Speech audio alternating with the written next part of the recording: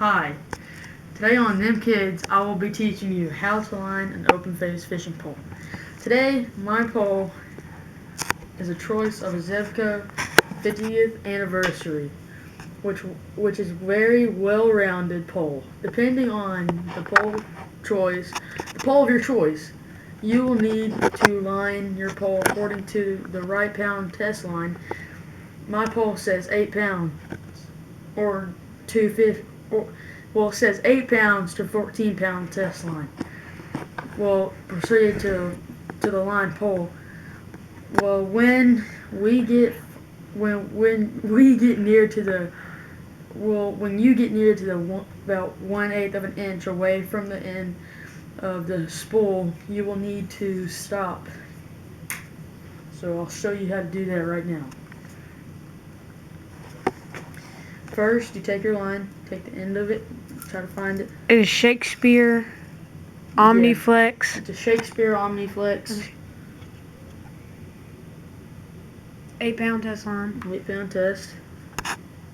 And today I will be using a... Feed it to the end. Over here. Oh yeah. Yeah, don't forget to Feed it. feed it through the tip of your pole and then go all the way down. Yeah. I normally sometimes just do that first and then feed it. But Crap, my battery's dying.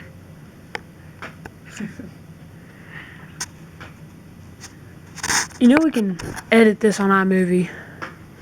yeah, I don't think I have it, but I have iMovie. I do. Yeah, we're gonna plug it in my computer. Alright. Well, gotta watch out for the tip because you don't want to break it sometimes. Yeah. Fans on? Not a good idea. Nope. I've broken like 6 poles doing that. It's not that fun. Okay, well, whenever you tie, I like to like cross it just like a shoe, but I like to do it an extra time. So whenever you tie it, it'll be like it won't go anywhere. I like to do that twice And you don't want to leave the extra string after you tie the knot on there. because it'll be another knot.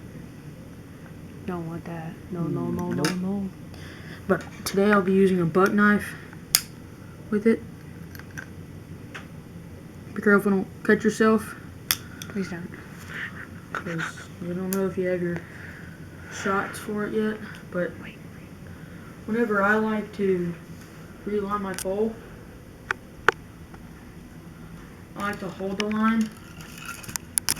Sometimes, like at first, I would like to hold the line, and like first, I'll hold the line like this, and then go.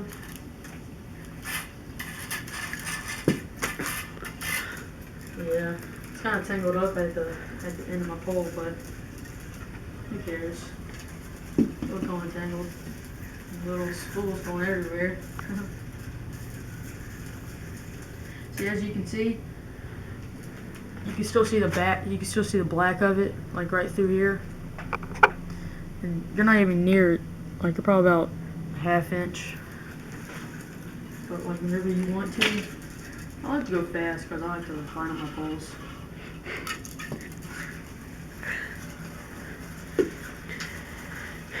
Lining pole shouldn't take long.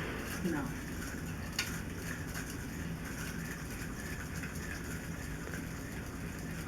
Especially when it's an open face. Especially when it's an open face.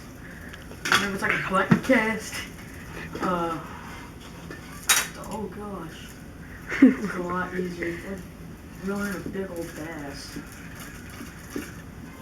Alright, as you can see right here,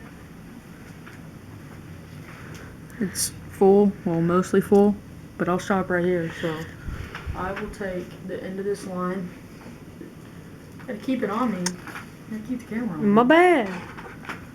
I'm gonna take the end of this line. I got to have a little bit of slack. What? I zoomed in. Alright, go. We can't edit that. Yeah, you can. On iMovie you can. iMovie you can just cut it out.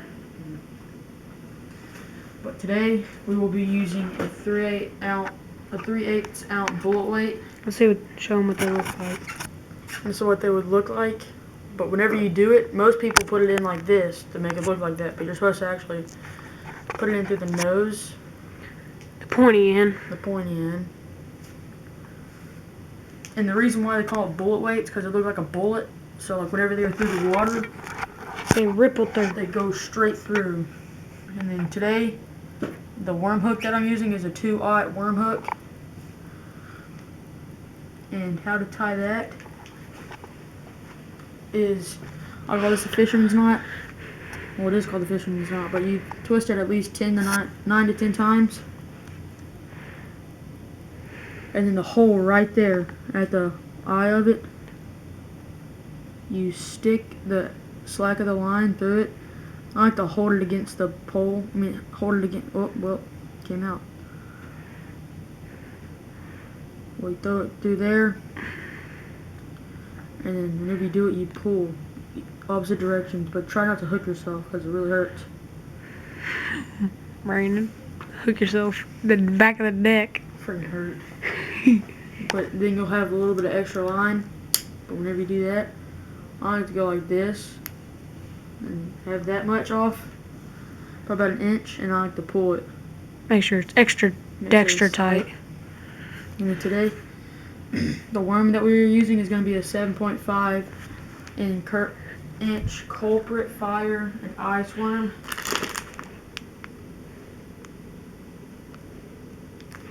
And how to hook this is you take it from the nose and then hook it out like that.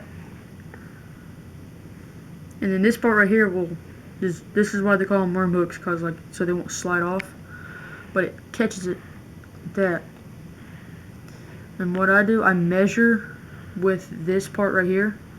I measure it and I put my thumb at it. So whenever I do that, the pointy end of my hook will go straight through it. You always want to have your worm straight. Yes. And when you hook it like that, it's weedless. And then right here, I like to make it go all the way through because it's going to be weedless. And it's easier for the bass to bite. But whenever you do it, I like to pull this and then push right back in to where it's weedless. So whenever a bass bites, It just rips it. and the bass bites it.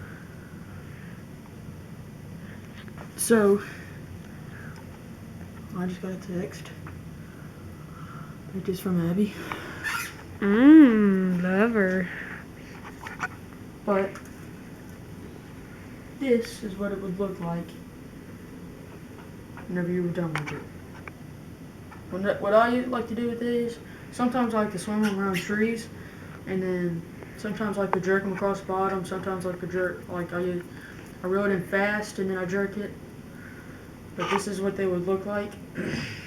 And this is the end of how to reline your open face and a little bit of extra stuff.